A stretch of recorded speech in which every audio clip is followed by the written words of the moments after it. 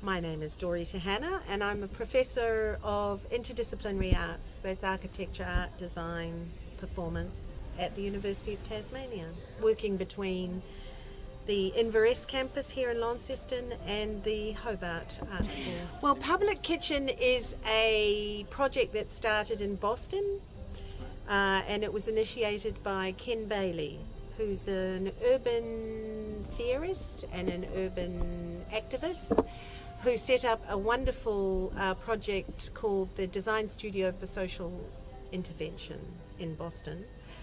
And Ken asked the question, what if kitchens were public, like libraries or schools or parks or basketball courts, and what would that mean for the city and the life of the city? So he's very interested in this idea of social room. Not only creating a social room in the city around the idea of the kitchen, that is mainly sort of preparing, cooking, eating food, but also around what is it to make room that is social, or make room for the social in the city. So I invited Ken out as our visiting scholar for the University of Tasmania to come for 2 weeks and run this Public Kitchen project. My name is Jen Smith and I'm a lecturer in architecture at the School of Architecture and Design here in Launceston. I've got 6 students that are part of the Master's program in architecture, and I'm heading up a unit called the Advanced Design Research about the public kitchen, looking at the possibilities for public life in the city of Launceston. Today I think is very successful because I think it actually sets in motion a way in which we can, through very small actions, micro events, make quite big changes in social space. So holding a more guerrilla style series of actions which are put out there as a series of provocations in public space, I think just allows a kind of quick and dirty response and a quick opportunity to see and test out those public freedoms that I mentioned. It was very brave, I think, of the students to do that, and I commend them for their activism, their social activism in each of those cases. And I think, you know, we can do more across the year of study as we continue to talk about public freedoms in public space and how they're being eroded through commercialisation of public space.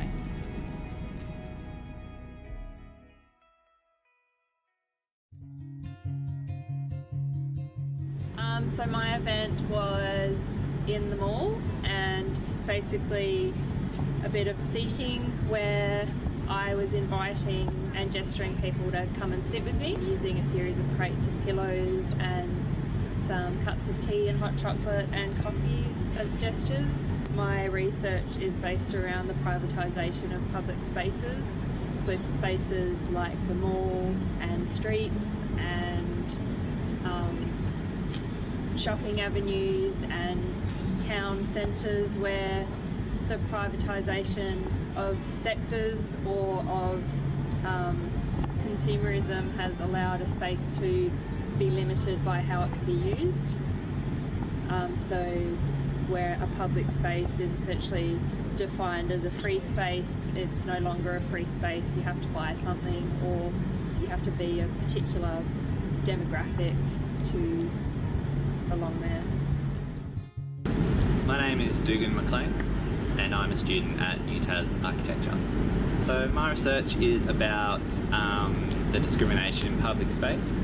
So looking at how public space might exclude certain social groups, classes, people with wealth, anything to do with that sort of thing. You know, people without homes, spaces are being designed basically to exclude these types of people because they might not have money to buy something in that space. So I, along with a friend of mine, Logan, we were in Civic Square, and my part of the event was to play music in a public space to the point where I may get into trouble or it may become confronting in some way. My event today was creating trash shows in a public space. So the site I chose was Civic Square over in Launceston. So what I wanted to create was to create public awareness in a very hardscape ground. So what I did was I create a patch of grass. So I put a patch of grass on the floor, and I wanted to see how people would react to that. So my research topic was trash shows in a public realm between transition and hard scale trash shows. So it was to create physical and non-physical conditions for people. So what I saw in people was they were staring at the whole installation, how it was really on the ground. And to be honest, to be able to get a better feedback about this, I would need... Hi, my name is Z. Today my event is about simple gestures of offering fruits. So I have different fruits prepared and everything, and I just go around the town and ask and just offer people fruits, like to see whether to see which fruits they want and all that. Yeah. So it's related in a sense that I'm researching on how a simple gesture like this could actually bring people together to open up conversations, break the ice, you know, and just get people talking. Some of them may seem shy, so that's like a simple offer of a fruit could actually just open up, just get them to talk, you know, and just converse and all that. Yep. My events is called Have a Picnic Check. Basically, it's about exploring the notions of term vac, and wanted to know how people feel about vacant space in front of Utah School. Could it be a better space for future development, or can it be a park or something else? So basically, I'm setting up picnic blankets in front of the school. So we just offering people free sandwiches and juice, have a chat on the picnic blanket, and ask people how they feel about this space. So the picnic event is a further explorations of my personal project, which is about urban voids and how could it be reutilized to be a better public space.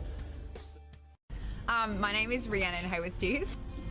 The event that I had today was called the Stone Soup, and so it pretty much consisted of everyone getting their own individual bowl, and then in the individual bowls you got to fill up all different types of ingredients. We had like Asian greens and like garlic and chili and noodles and stuff like that, and then we put a vegetable broth over the top of the soup. So the research topic that I'm doing is on how you can translate different ideas from cultures and their traditions and meanings into other cultures.